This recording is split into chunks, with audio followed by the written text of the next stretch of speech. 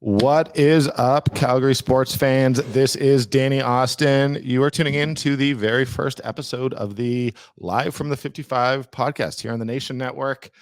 This is exciting. This is my first time hosting my own podcast. For those of you who are not aware of who I am, I have been covering for Post Media the Calgary Stampeders for the last 7 years, since the 2016 season. I also cover the Calgary Flames, but this is going to be a Canadian football podcast here on the Nation Network. This is a new thing for all of us. We're all pretty excited about it, I think, and I'm hoping you guys are too. So basically, I'm going to start off here. Today, we are going to have former Stampeders offensive lineman. That feels really weird to say, but Derrick, who was released about a week ago at the end of training camp. He is going to be on here in about 7 or 8 minutes to chat about sort of what happened, what's next, the whole thing. I think it came as a real big surprise for a lot of people to see Derrick not be part of this 2023 team. Yes, he's an older player, an older guy. Yes, he had a serious injury last year, but he's been such a huge part of this organization here in Calgary. And honestly, I mean, he'd been relatively open. I think most of us expected this to be his last season, but he put in a lot of work to recover from that broken leg. Now he's not part of the team. I want to know what happened from his perspective. I want to know how he's doing, because he's a guy I've known since 2016, as I said. So he will be coming up here really, really shortly. After that, we are going to have Salim Valji from TSN, who's been doing a really, really good job all training camp. This is really the most time I've seen him spend covering the Stampeders, and I'm excited to talk to him because he's an important piece of our sort of Calgary media community, and seeing him invest so much time and energy and just, so much of his professional life right now to the Stampeders is awesome. It's good for the team. Oh my God, my mom is FaceTiming me. Perfect start to the show. All right, she knows I'm recording. I told her not to. We're gonna have some ups and downs here, but that's just one of them. I will get mad at my mom later. But let's talk about the show. Let's talk about the dream. Let's talk about what brought this together. Obviously, here at the Nation Network, they've been all over the Flames for a really long time. You've got the barn burner. You've got It's Just a Game with Rob Kerr. You've got just this real variety of hockey coverage and of sports coverage in general. But I do think that we all feel that the Stampeders have a huge audience. The Stampeders have a lot of people who are following them closely, who care about the team and have cared about the team for decades, really. And I love the job that the guys at QR do.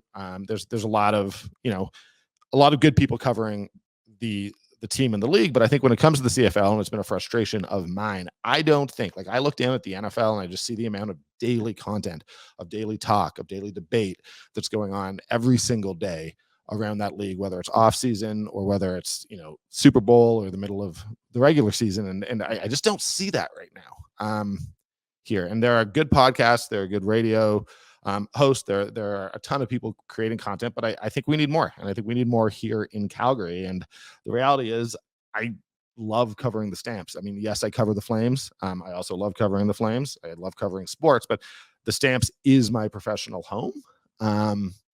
It's where I sort of would say that I got my big break. It's where I, on some level, made a name for myself.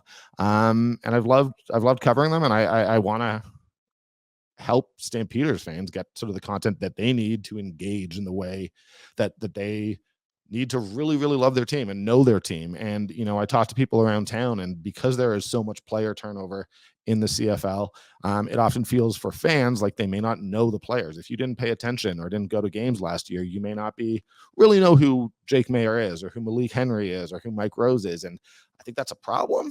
And as someone who wants to continue covering this league and have this league be healthy and have a big audience, I think it's important that, people have the full story and people get to engage in conversation, and also that people get to know the players. So I think that that's sort of what we're seeing, what I'm seeing as being an opportunity, and not necessarily a hole in the market or anything like that, but a place that we can come in here with Live from the 55, which admittedly, like, I don't think we're really going to go live. So I'll be honest with you. Ryan Ballantyne came up with the name, and I sort of laughed. So we just all have to acknowledge off the top that we are not going to be going live, at least for now. But I love the name, and I think that Canadian football matters, and it matters to me. And I just think that we have a chance here to, through some of my contacts around the league, just through the amount of time that I spend because of my main job covering the Stampeders for the Sun and the Herald, I think that this can be fun, and we can get back a little bit to doing what I saw when I started covering it, which was just people talking about the CFL and people having fun with it. And it doesn't all need to be, fights. It doesn't all need to be debate. Sometimes it could just be people chatting about what they love about the league and, about what they're expecting from a game coming up and, what they're expecting from the Stampeder season. So that's what we're going to try to do today. And we're going to try to do going forward. I think that the plan for the next couple weeks, just so that everyone understands, we are basically going to try to do a preview of the Stampeders game coming up. They play Thursdays for the next 2 weeks, so we're going to drop these on Thursday mornings, and then we're kind of going to wrap up the weekend, and that may be very Stampeders focused. That may be very Stampeders focused with a look around the league, because ultimately there's only 4 games every weekend, sometimes 3. Like, it's not like we can't talk about the rest of the league. We certainly do have time, and it matters, and it is fun. And I love watching the Bombers. I'm fascinated by the Riders. I honestly think that the Edmonton Elks should be much better this year, and I have no idea what to expect from the BC Lions. That's not a team that I have any understanding of. So I'm looking forward to seeing them playing Calgary here at McMahon Stadium tomorrow. I honestly, that Lions team last year, I still sort of can't believe on some level that they didn't win the Grey Cup, because it just felt like they were destined to win it with Nathan Rourke for the entire season. And then they looked so good against the Stamps in the West semifinal. But now you don't have Nathan Rourke. You have Vernon Adams Jr., who I think is a guy a lot of us feel we have a pretty good idea of who he is. And I think we think he's a good quarterback. Or I think he's a good quarterback. I maybe don't think he's a great quarterback. I don't think he's necessarily a guy you can win a Grey Cup with. But when you've got guys like Dominic Rhymes, like Lucky Whitehead, he's going to have the weapons to find receivers downfield. I think that they've got a pretty decent O-line over there in BC. And I think that right now we still haven't seen what the Stampeders team is. And I think it's what, I don't know how much we're going to talk about it with Derrick. But I do know when Salim's here, that's one of the things we want to break down is I don't necessarily know. I look at this defensive backfield. I mean, the Stamps released their depth chart, and I don't want to get too into it because Derrick should be joining us any second. But I look at the defensive backfield. I look at Trey Roberson and Jonathan Moxey over on the boundary side, and I don't know if there's a team with a better sort of duo than those two at the boundary side. I think Trey had a season cut really, it was really unfortunate that it got cut last season by an injury. But if you looked at him, with the exception of one game against Winnipeg where he got kind of out-jumped by Carlton Agudosi, but other than that, I mean, he was exceptional. It's just that the interceptions weren't there. I think Jonathan Moxey was an all-star rightfully last year. You just go across his depth chart, and that defensive backfield is really strong. They've got guys who are a combination of veterans and then young players who got experience last year, got time in the lineup. There were weird injuries for the Stampeders last year. So I think that this is a group that has that combination of youth and experience, but also that youth is more experienced than I think we're maybe giving them credit for. And I think that's exciting. You look at the linebackers right now, Cam Judge, in my opinion, the best weak side linebacker in the league, was just exceptional in year one. I know he's taken on a bigger leadership role.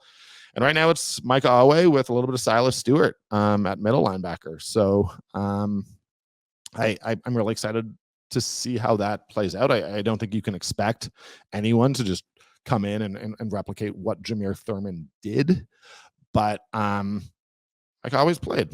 He's been good. You got Titus Wall at the Sam right next to him. I mean, that Mike always has been around the league for 4 or 5 years for a reason. Yes, he's bounced around. No, we are not expecting Jameer Thurman type leadership right off the bat or anything like that. But I think that was an area where a lot of people were concerned, and I'm not sure that we should be. Derrick, buddy, how you doing? I'm good. Danny, how you doing, man? I'm good, man. Are you still here in Calgary right now? No, I'm in Arizona. Did you? Cool. Yeah. So I got to ask, you said you're good, man, but this is, I know a lot of Stamps fans have been sort of devastated to see what happened. Me included.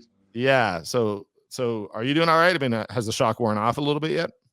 50-50, I would say. I'm still kind of like, I wake up in the morning, I'm still kind of like, man, what happened? It's kind of unreal. I mean, I felt my exit from Calgary would have been a little different than that, but you never know what's going to happen. So just trying to pick up the pieces and move on with life from there. Yeah, so I'm going to ask straight up. I mean, I do want to actually ask you a little bit about sort of how it played out and what happened. But are you going to continue playing football? Yeah, absolutely. I mean, I'm hoping we'll see how these first round of games go. See how things play out. And yeah, just go from there. I mean, normally after camp, everybody's kind of set on what they want to look like.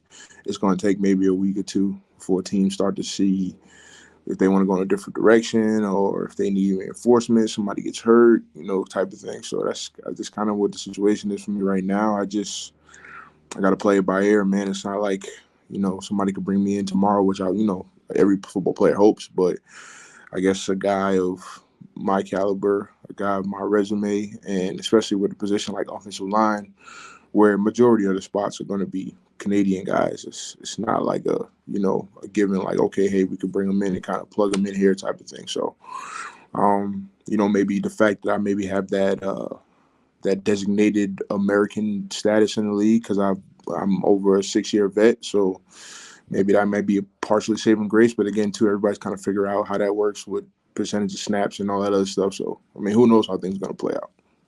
Yeah, I mean, you were an all-star last year, though. Like that's my thing. Is like I mean, I honestly I've covered you since basically 2016, so I have that thing where like I'm personally just disappointed for you. Like it's a little bit different. I mean, you see guys get cut every year, but then you get to know a guy and they've been good to you, and so it's been. I mean, I'm really disappointed to not have you around, but like I do. I mean, I feel like you don't. Seems odd. I feel like you don't have to do much to sell yourself to teams who might be looking for an offensive lineman.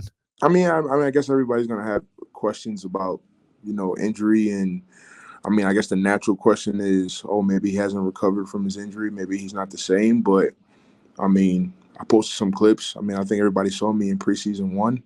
I don't think I looked like I lost a step or I looked any different than I normally have. So, and normally, I'm not exhausted. A guy of my status, like, do you expect Stanley Bryant to go out there in preseason to play like MOL or, beginning of the season? Like, that's just, I'm a vet, man. I'm going to ease my way into the process and kind of go from there. So, I mean, the fact to feel like I had to show up to camp and compete for a spot after the year I had last year and my resume is it's kind of weird, but I mean, I don't, it's not my team. I don't call the shots, It was a surprise just to me, but it was a surprise to everybody. I mean, It was guys in the locker room talking to me like I was going to be there the next day. This just kind of went that way. So, was it communicated to you in advance? Like, were you sort of aware of where you stood with the team? Yeah, I was given an idea maybe a couple days before that second preseason game. But what I was told was I just had to wait and see how things went in the preseason game. I didn't get the opportunity to go play in a preseason game and probably show maybe if I was, good or anything like that. So, I mean, honestly, it was just weird how everything kind of played out. I mean, again, I don't know. It could have been I have a theory on why things went the way it went, but it's only a theory. I mean, I don't know. Nobody's kind of saying this is why or this is the direction. You can only kind of piece things together how you think it is. So, to be a guy of my status and not have a fair shot to at least show if I possibly lost a step, and once the season started or something like that, you would think I would be given the grace to go out there and see if it was truly he lost a step, he's not playing as well. I mean, a lot of people said that about Stanley last year, and he still was the MOL. So I don't understand kind of, what was the thought process or what was the moving forward or whatever the case may be. I mean, I can only speculate, but, I can't talk for nobody else but myself. So just like asking directly, like the leg was fine for, as far as you could tell. Like it was holding. I mean, the surgeon who performed the surgery looked at my ankle and said it looks even better than he expected it to look. Like I'm fully healthy, ankle strong, it's good. He said, he was Dr. Martin who did my surgery in Calgary. He was ecstatic about the way my ankle looked. So I don't think it had nothing to do with hurt or not recovering or whatever the case may be. I think it was something else, but again, like I said, that's only speculation. Yeah, and I don't want you to. I'm not going to try to goad you into speculating and get you into any trouble. There's no need for that. Does the way this is played out? I mean, I know it's pretty fresh and pretty raw, but like, do you still feel like you have a decent relationship with the Calgary Stampeders in the end? I mean, with the players, yeah, for sure. Front office, probably not. I mean, the last words that was told to me was "take care." So, I mean, I'm assuming whatever bridges was there is probably burned. I don't hold grudges. Again, like I said verbatim, I understand business, nothing personal. So, I mean, who knows what happens down the line? But I guess as far as currently the moment stands, it's no opportunity for me to put on a Calgary Stampeder jersey. So, yeah. I mean, you're not the first guy to leave this organization feeling. I mean, I know Charleston Hughes was not particularly pleased with the way it ended for him. I mean, I think that a lot of fans would love to see you back at some point to say goodbye and say thank you. Is that something that would mean something to you at this point? Because I mean, so much of your career, the best years of your career were spent here. Yeah. Yeah, I mean, I was hoping the season was going to be my opportunity to kind of say goodbye to everybody. And I made it a point when they finally told me what the situation was and that it was, it's time for me to move on or whatever the case may be. I tried to reach out to as many people as I possibly could to say, hey, thank you. I appreciate you. You made my time here great. I appreciate the relationship, the bond that we spend. And I hope, hopefully years down the line, we can continue that going. Like, I've always considered myself a personable person. Like I feel like people, once you get a chance to know me, I mean, I've never heard anybody say anything negative about me who actually knew me in the sense, or actually had conversations with me and knew me and got a chance to understand me. So that's just what it is, man. I still kind of said thank you to everybody. I told all the guys, I hugged as many guys as I could. I told them good luck. I'm praying for them. I hope they do well. A lot of guys was, kind of sad. It was, and everything happened kind of so quick. Even when I knew what what it was for me, I couldn't go in the building and kind of face the music. It was really awkward for me in a sense because I tried to do the right thing in a sense of, show some loyalty and finish things out where it started and kind of do it that way. And, just powers that be decided that, they was going to send me off earlier than normal. So that's just kind of what it is right now. Yeah. And I just do want to back you up on one thing you said there a little bit in terms of like, the effort you put out as a person. I mean, I don't know many offensive linemen who are like one of the biggest stars on their team. And like you have been that. And I know that that's because of the relationship you had with fans and the relationships you built in the community. And like, I was always really impressed by it. And like, I do think you deserve a lot of credit for that beyond what you did on the field, which is why I honestly, guys get cut every year. And the outpouring I saw on social media, I'm sure you saw it. I'm sure it meant something to you seeing Stamps fans. And to be honest, fans from across the league sort of just disappointed on your behalf. Yeah, man. Honestly, a lot of the messages I was getting, especially from people on Twitter, kind of made me shed a tear. I'll be honest. Like I was like a little choked up about it because, sometimes as a player when you're in it and you're doing things and you're kind of just focused on trying to be the best player you could be and staying healthy and kind of going through things. And even when I got hurt last season, like sometimes that piece of doubt creeps in your mind, like, oh, could this be it? Am I going to get another shot or whatever the case may be, man. But honestly, you don't understand the impact you have on people until it's kind of like everybody, that age-old adage, man, you don't know what you got till it's gone type of thing. And it's just, yeah, man, the outpouring from fans across the league. And, and the crazy part is the amount of love that I get, in DMs and text messages and phone calls that most people don't see is like astronomical. And it's from people you probably wouldn't think would call my phone to say anything. So, I mean, that's the silver lining in it for me in the sense of knowing that, the people who have crossed my path, I left a little bit of an impact. That's always been I've always kind of considered my legacy more than anything I've done on the field is I always wanted people, if they cross paths with me in any way, shape, or form, to kind of remember it in a positive light. And that was probably the biggest thing of just people saying, hey, I talked to you one time at a bar somewhere, and you were super nice to me and you were respectful and all that type of stuff. Like, that's the stuff that I care more about than, wins or losses and accolades and things of that nature. So, I want to play ball. Hopefully I get a chance real soon to go out here and show people that, I warranted being a top 30 player in the league, even though I wasn't on the team. So how did you react to seeing that? You were TSN. I laughed, actually. You were what, 26, I think, were you? I laughed. I should have been higher, honestly. If you tell me, I should have been higher. But, yeah, man, I laughed because it's weird. It's like I'm the only person in the top 30 who's not on the team right now. And what other leagues do you know to have a guy who's a top 20, top 30? I'm top 2 O lineman, top 3 O lineman. top 30 in the league and not have a job somewhere. I mean, that's just. So wait, Lemon was not top 30, like because Lemon wasn't on the list at all. He wasn't on the list at all. But that's because what I was told was because he was cut early, and you have to be on an active roster by the time votes is due. So I guess it was the fact that no one could vote for him type of thing. But which is weird, man. It's like,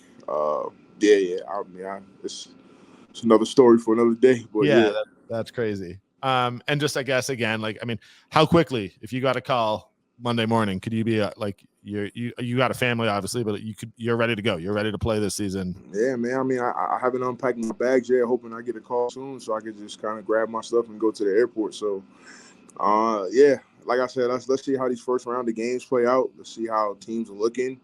I feel like there's a couple teams who could use my services, but again, I think Toronto and Hamilton won't stop signing former Stampeders guys. So I know you're not. Yeah.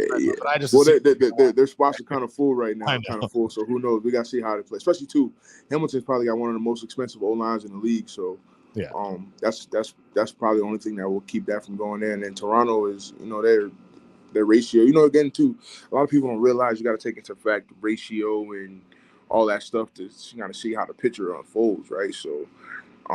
Like I said, I'm gonna be patient for a little bit, see how things play out. Again, like you said, I got a family, I got things that I need to, that's the thing that a lot of people don't realize as athletes is when you're in that athlete world, life around you outside that bubble keeps moving. And once you get out of that bubble, you got to kind of pick up pace and keep up with things outside of that athletic world. So like I said, I'm just trying to be patient. We'll see how this first round of games go.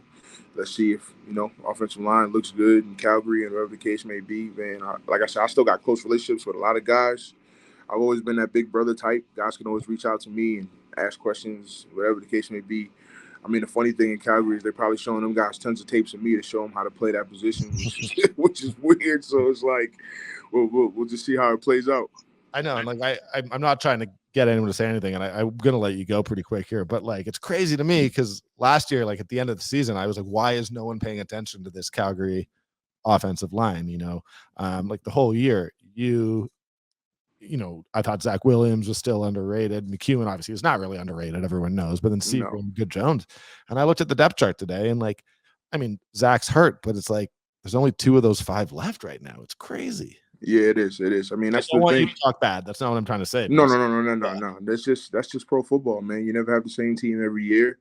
You try to have some continuity. Offensive line is one of those positions where continuity and consistency is very paramount in the unit being successful. So the fact that they're essentially kind of trying to start over, especially with a first year starter, I mean that's a tough recipe to try to be. I mean, again, there's great coaches there. There's great schemes. It's a great culture. But again, I'll use the example of the New England Patriots, man. You saw what happened to them once they lost that core group of guys who was always good for them for a long amount of years, and they tried to replace them, man. It's not as easy as it looks in the pro football game. So, again, like I said, I don't wish ill on nobody. I want to see the guys do well. But, I mean, it's pro football for a reason, man. Sometimes some glasses are harder to fill than others. And finally, I mean, you're going to still be watching CFL games. Absolutely. Because honestly, I got the show now, and like you're probably my best guest. So like, I just want you to come back. Listen, if you ever want me to come do some analysis, some breakdown, whatever the case may be, hey, let's do it. I'm a phone call away, man. I love it, and I've appreciated you so much. And like honestly, I'm gonna take advantage of that. Like the people listening can see that. But absolutely. Also, I mean, I want you on the football field. But if you're not for a little while, let's get you on as often as possible because you are much smarter about football than I am. So, man, I really appreciate you, Danny. Yeah, both today and we'll be talking again. So I'm not gonna be like, oh, goodbye. But absolutely, man. You have a good one, man. Thanks, buddy. Cheers. All right, and we're back. Again, I'm Danny. Salim Valji from TSN. We have you. We spent the last 3 minutes trying to figure out how we're supposed to sit because I am making this up as we go. Inspiration for future media people everywhere. Yeah. So I think we sort of decided we're going to look towards each other rather than at the camera because that's awkward. It won't be too Valentine's Day, but it'll be some Valentine's Stare into Day, my right? eyes, buddy. I haven't had that in a while. Salim, how are you? I'm good. Wrote a CFL story just now and got that finished. Sort of a week 1 preview from what we learned from the players today. What else? It's a sport over here, Danny, finding parking in this area. So, Oh man, I mean, I was our Marta Loop definitely- studio. Let me tell you. So I was definitely in an athletic competition a little bit as well with the Corolla. Okay. But beyond that, no, it's been good. It's a nice hot day. Got to chat with Rod Smith, the TSN legend. He was in town calling the game that's tomorrow, awesome. so it was great to catch up with him. And that's pretty much it, man. Just excited for tomorrow and excited for this very moment. So Yeah, man, you've been doing a great job. Like honestly, you've been at training camp.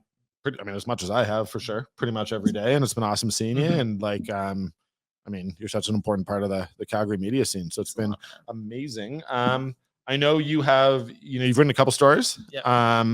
All of which I have very much enjoyed. But the guy I was sort of interested in, you wrote about Cole Tucker, right? Yeah. And that would have been earlier in camp. But what were your impressions just generally of him? Because I think he's the first round draft pick. Just anyone who hasn't been paying super close attention, and like he blew me away. What an interesting kid. Yeah, he is, and like he grew up in I think the Chicago suburbs, like DeKalb. I did ask him if he grew up like playing hockey, and he said not really. He attended a couple of Blackhawks games, but I think he because he's I guess like a naturalized Canadian or however you call it because his mom is from Manitoba. We were trying to figure that out with Dave Dickinson was trying to explain it in real time. It is so much more confusing. Yeah. I'll get into that, but I'll get into that in a second because it's one of the stupidest things I've ever seen a professional sport do. But yeah, I mean, it seems like he could have a role in the offense, right? Like it's a younger group. He's credited Reggie Begelton with kind of being a little bit of a mentor. It looks like he's smaller, so it looks like Rice and John and Luther Hukunavanu are probably going to be those big outside targets, right? And then Begelton on the inside. But like Clark Barnes has stepped up, so I don't know. Clark Barnes is starting. I was like, like in general, you have those sort of those. You have a Canadian slot back and a Canadian wide receiver. And yeah, Clark Barnes is starting. This is their third round draft pick. Yeah, that's amazing. Which I did not see coming. And then Tucker's actually backing up Reggie Begelton, which in the American slot back receiving or position, which is absolutely like that hasn't happened in my time covering the team. So it's so. I mean, I truthfully don't know what that. There's so much that like we're talking before week one, so it's and like there's a new quarterback, and we don't know how he's going to handle the workload of kind of coming into this season as a starter. Like there are expectations now, right? And Jake hasn't really dealt with that in his CFL career. No, it's interesting. I mean, you've also written about Jake, and like it's talking to him today. I mean, here's what we got from Dickinson on Jake. Dave was basically like I have no concerns about Jake's leadership. I have no concerns about who he is as a person. We love this guy. He's our leader. He's a guy of the future. And he's like, but like he hasn't played that many games. He has to improve on the field. For sure, and I think that's probably true. And I think we saw last year when he took over from Bo, was signed to an extension. I'll be honest with you, it was the first time I saw fans start turning on him very quickly. Like there is just an expectation in a market where you have quarterbacks dating back 30 years that include Doug Flutie, Jeff Garcia, Henry Burris, Bo Levi Mitchell, Dave Dickinson. I'm sorry. God, I hope he's not listening. We're like, look, you're expected to be great. And that's a lot of pressure. Now, I think Jake, you've covered him, you've talked to him. I don't think he's particularly fazed by that. No, it seems like he's got a pretty calm demeanor. It doesn't like him and Bo are fascinating because they're pretty big contrasts off the field, right? Like Jake said, it might be in our sit downs, but like when Bo is in a room, even if he's not talking, and when Bo is not in a room. And Jake just it seems like he's a lot more even keeled. And it's interesting because like football, like number one, it's probably got the most diverse cast of personalities of any sport in North America. Like hockey players, we've talked about a bunch, they kind of blend in with the rare exception. But Jake's 26 years old. How's a 26-year-old lecture or motivate players that are potentially 10 years older than him? Like that's the most fascinating part to me about all of this. Like how do you step into that leadership role that's been vacated by one of the best of all time, one of the top franchise players ever, and a guy that seemed to go about himself extremely naturally and like was a rah guy kind of probably from when he was a kid, to Jake, who like how does Jake go about doing that? And Kadeem and Reggie and everyone's commended him for that. I'm just curious if they ever like had a camera in the room, how Jake goes about motivating his teammates that are sometimes older or more experienced. And I think he can get up. I think I haven't seen it personally, but Yeah, I yeah. imagine he can. But even like you look at the 3 players you just named, who I'd argue are probably, I mean, Reggie Bagleton is also, he was one of the 4 captains Yeah, yeah. named today, along with Derrick Wigan and Rene Paredes and Jake. Mm-hmm. But that's another, like Reggie is not I wouldn't say a particularly boisterous personality. He's Yeah, also yeah. like, he's a pretty chill guy. Mhm. He's very analytical and he's very intelligent, and you Yeah, get yeah. that from Reggie. He Mhm. analyzes. I've covered that guy for parts of, I think, 5 seasons. Yeah. He's definitely never said anything dumb. Like he's never like he's very honest. I love Yeah. interviewing him, but like if you're expecting any controversy, you're not getting it because he's very intelligent. Yeah, and, yeah. and won't give it to you. And then you look at Kadeem, who is like, honestly, Boisterous and outgoing. Like Kadeem's the type of player you can build a marketing campaign around for the entire 100%. league, not just the team. Oh yeah, always smiling, Yeah, yeah. always positive, Yeah. bouncing off the walls. Yeah. So I think that's probably part of it, is that like you spread Mhm. out the leadership For a sure, little yeah. bit. And then Renee is just the exact opposite. Hey, yeah. Renee is just Renee, and yeah. is probably the greatest CFL kicker of all time, Yeah. and isn't that worried about it. And then Yeah. on defense, I mean, Derrick Wigan being named the captain. Derrick's a pretty soft-spoken, Yeah, yeah. Toronto guy. Mhm. And I think part of that is, well, I don't know. I think that you need a defensive lineman as your captain, and then Mhm. Vaughters and Hauser haven't been there. And Right. I Yeah. mean, make no mistake, Mike Rose is one of the leaders of that team. Like whether he's a captain or not, it was always funny for years. A guy named Brandon Smith, who Yeah. he was there for parts of 12 seasons. Yeah. Absolute just Stampeders legend. If they ever start putting names back up on the wall, Yeah. his name will be there. He just didn't want to be a captain. You just didn't. You didn't feel like that was. Just didn't You want looked to. as more of a burden. Was I like guess. undeniably one of the leaders. Yeah, He just yeah. didn't really like Oh, interesting. yeah, he just and was totally good, a great teammate, supportive, all of Yeah, that, yeah. but literally just didn't want to be a captain. Just wasn't for him, I guess. That's yeah. fair, right? And like the captaincy, it's not only, or one of the captaincies, I guess, it's not only in the field, in the room or on the field, but it's also like frankly dealing with us after games. Like there's a lot of public elements to it, and you kind of realize that like I forgot where I read it, but like people's number one fear was public speaking, and then the next fear was dying. Like there's a lot of people that just that is not their arena at all, and that's not a problem. But a lot of this job is super public. Like Jake's probably going to get over 100 media requests or interviews in the coming months, right? Like throughout the season, and he's good with media. he's extremely good. Yeah. Yeah. So he's good. Like there aren't that many guys. There are a couple, like honestly, like NHLers. well, oh god. I mean, I guess let me. I'll ask you that kind of directly. You've done now both. I mean, I think people sort of generally have an idea, but Mhm. as you're growing into the CFL role in a real way, like what are some of the differences? Some of the differences here. I'm just going to do this. Please do. That was an awkward. Mm. I think one of the biggest differences is that I think CFL players really kind of all of them feel a certain not duty, but like they have like an investment in the league that they want this thing to be great for the next 50, 60, 100 plus years. And there's sort of a sense of ownership I've found with most CFL players that maybe doesn't exist with NHL players. The fact that CFL players, like they're a lot more down to earth. They they want to get to know us as people. And a lot of NHLers do actually. Like Backlund is someone that asks you how your family's doing and stuff like that. But CFLers, I think it's on another level. They really value the coverage. They look at themselves as sort of ambassadors for this great league and great game. I mean, and that's the thing. It's hard not to, like, when you talk about this thing, like I know you're not, and I always get nervous about talking about it publicly because like I'm not actually trying to knock the NHLers. No, I'm not either. It's like, just such a different ecosystem, you know? And like, and I think that from the top down, I mean, I think that there is probably, the Flames sometimes ask us, "Hey, what are you planning on asking these players about?" Before, and I never love that. Whereas, like, I know that doesn't happen with the Stamps. They're just like it's sent just out there. It's a lot more like they're not as protected. Yeah, they're not as protected. And to be honest, like, I'll agree, not as entitled, less guarded for sure. Yeah, and like I think that, look, anything that happens in the NHL, like the audience is bigger. Yeah. And I mean, we see it, like the slightest misquote, you say something wrong and it can get blown up. For sure. I mean, if you happen to do anything against the Leafs, and I say that as someone who grew up in Toronto as a Leafs fan, like it will get blown up for weeks. For sure. Whereas that doesn't, I mean, CFL fans on Twitter can be a lot. Yeah.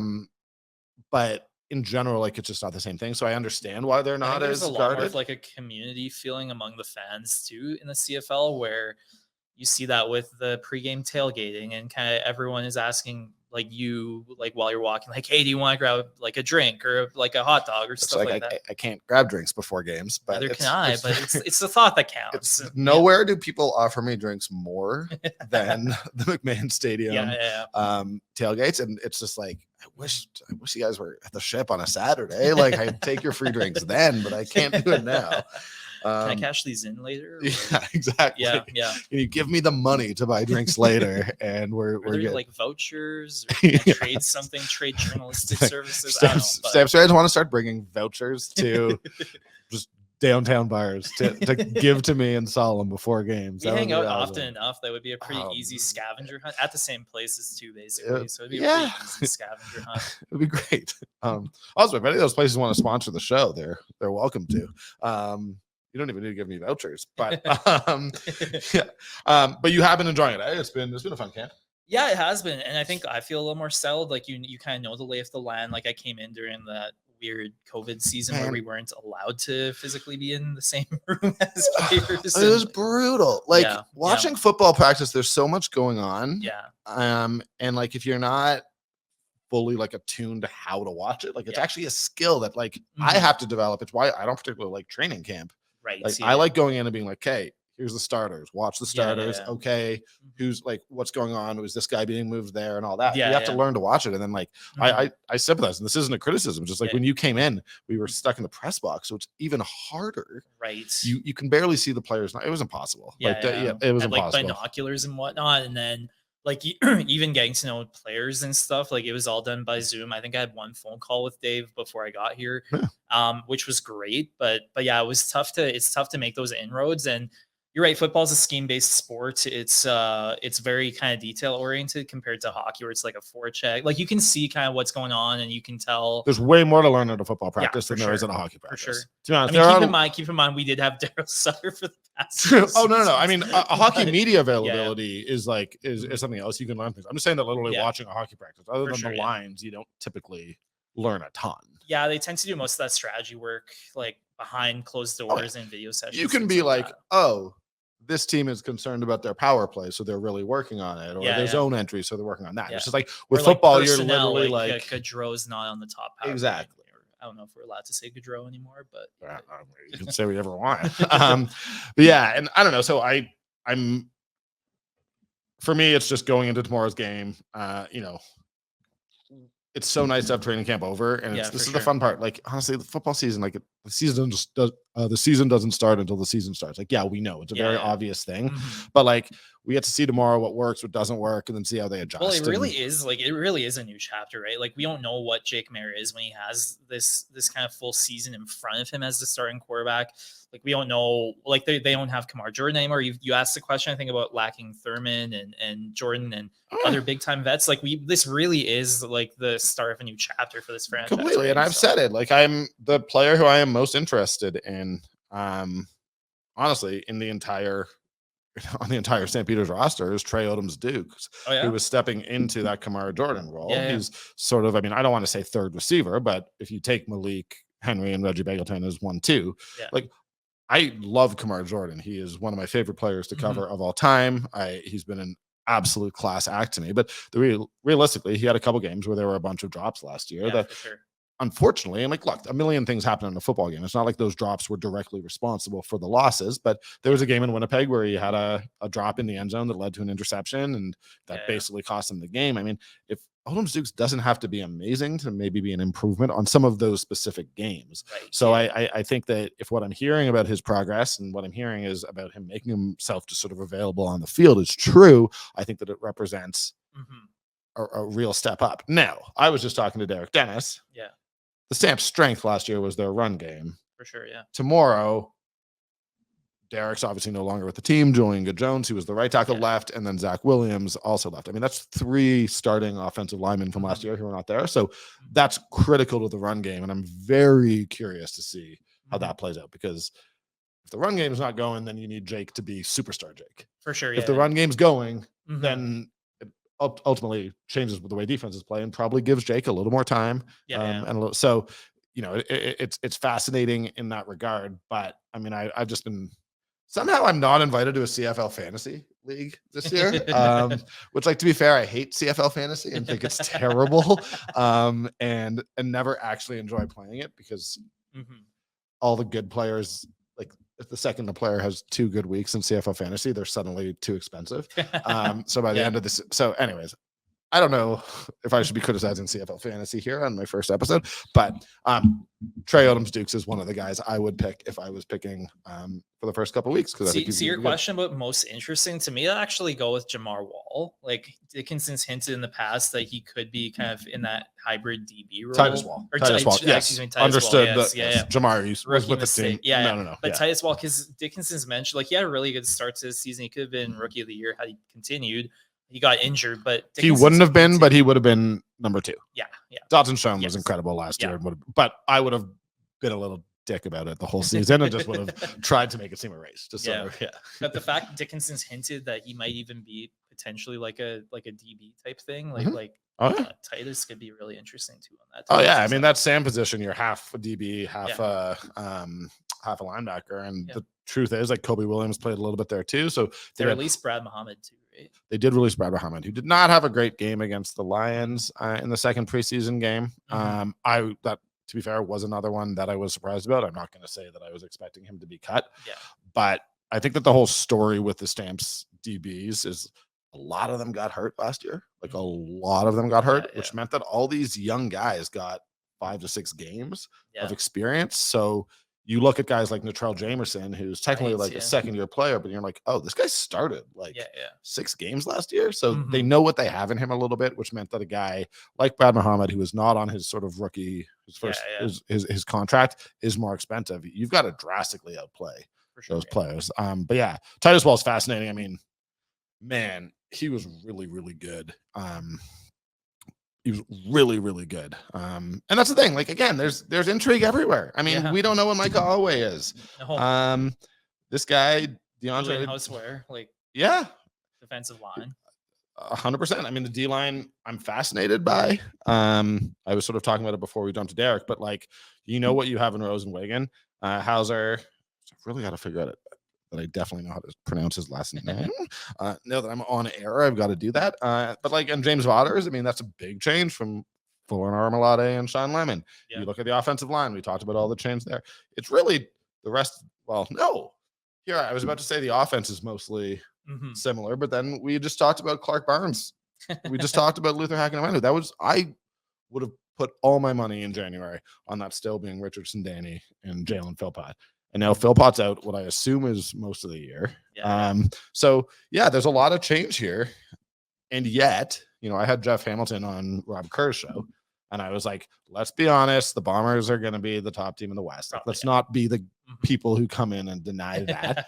But I look around the West, and I'm just like, I'm not convinced by anyone else. So by default, I'm picking the Stamps as number 2 and think that if they get hot, they can be number 1. And you know, you work at TSN, so let's be real. The dream for your employers. Dream. There is, I mean, maybe just having the riders in is more of a dream because it brings such a huge audience. But Bo versus the Stamps in the Grey Cup is the dream. It's Hamilton, Calgary in Hamilton. That'd be pretty epic, hey? Like the mentor versus the mentee, master versus protege. Like, epic. And and again, you said, oh, like one of the greats. I'm one of those people who I don't like. Doug Flutie, prime Doug Flutie may have been better than prime Bo Levi Mitchell. But, like, who's the greatest Stampeders quarterback of all time? Only thing I care about is Grey Cups. And there's only one who won 2 Grey Cups, and that's Bo Levi Mitchell.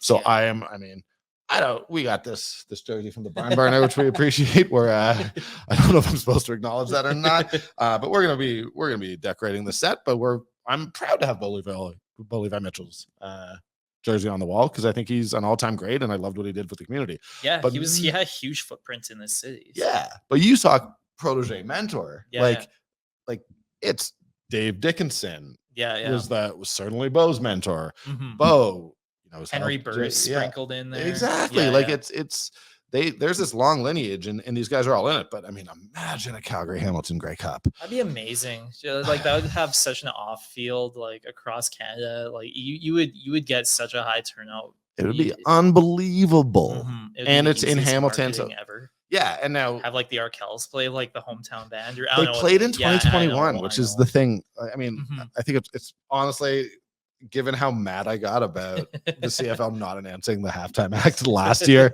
in like literally November, I think that June is a little too early for me to Right, start speculating on Grey Cup halftime act. But Mhm. yeah, run the Arkells back. Who cares? I love them, but yeah, that's just, Oh yeah, I'm not speaking badly of the Arkells, Yeah. but like it is ultimately, yeah, that's the dream.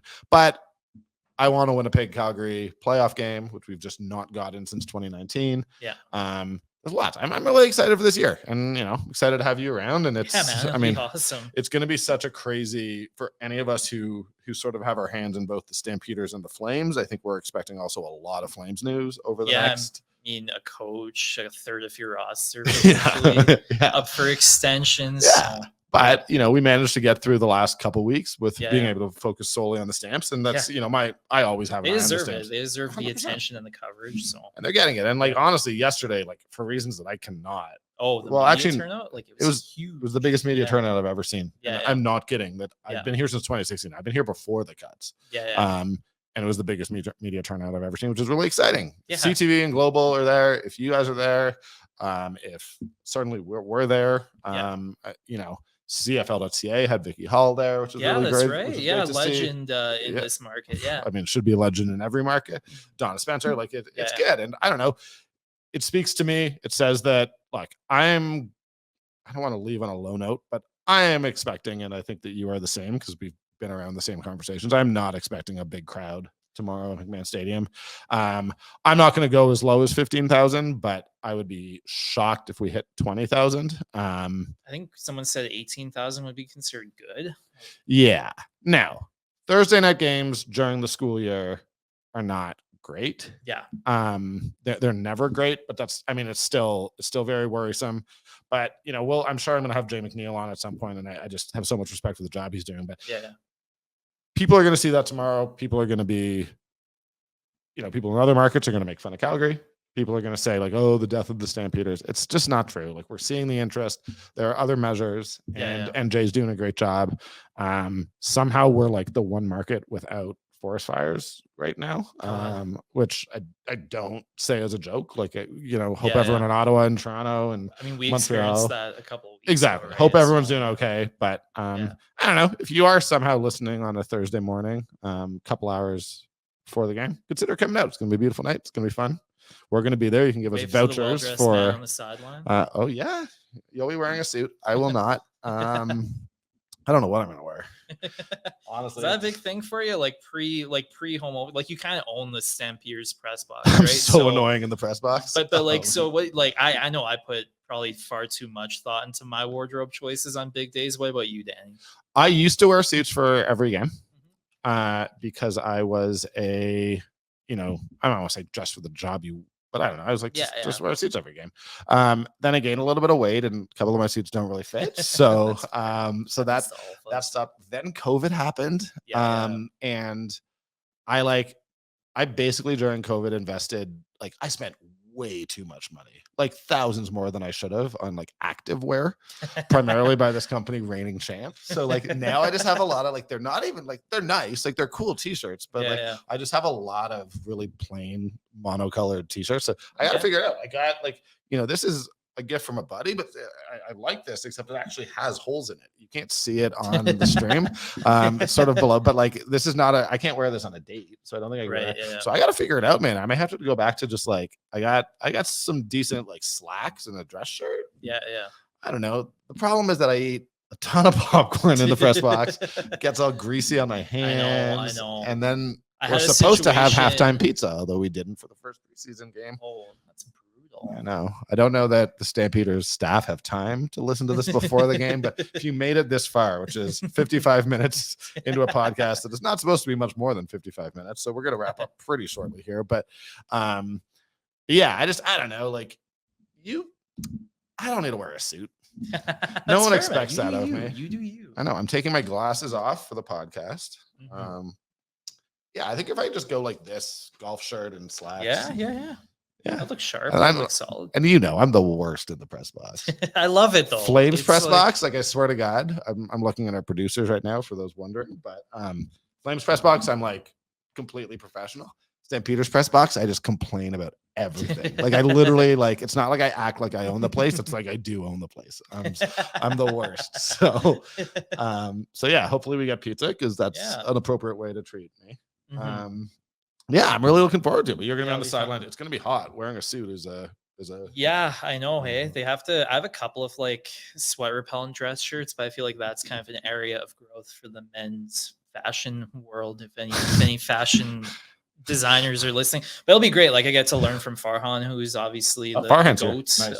Yeah, no doubt. It'll be great. Like that CFL sideline reporting. It's intricate. It's a lot more intricate, I think, than It's than nuts. people kind of see. Like everything. Like once you are immersed in it, you realize like this is not easy. This is not. I know there's you know, very strict like times. Yeah, that you're it's- allowed. yeah, Yeah, there's a lot going on there, and it's interesting because like I've shouted a few people now, but it's like weird how you kind of lose track of the actual game when you're walking and when you're kind of in it on the sidelines. You kind of lose track of sometimes the score, or like sometimes like those big parts of the game because like I'm watching people that are a lot more veteran than me, so I'm taking notes mentally. Like it's wild how you kind of lose track of the actual game, like when you're yeah, when it's you're out there. So, fascinating to yeah, me, man. it's I different. honestly I find sideline reporting to be terrifying. If I'm being perfectly honest, with you. I find live TV to be terrifying in It's not that general. bad, but- Well, you're a pro, so I think we should probably wrap here. This is the first episode, man. I'm pumped that you were here with me, dude. First episode of Live from Yeah. the 55. We're gonna be doing this twice a week going forward.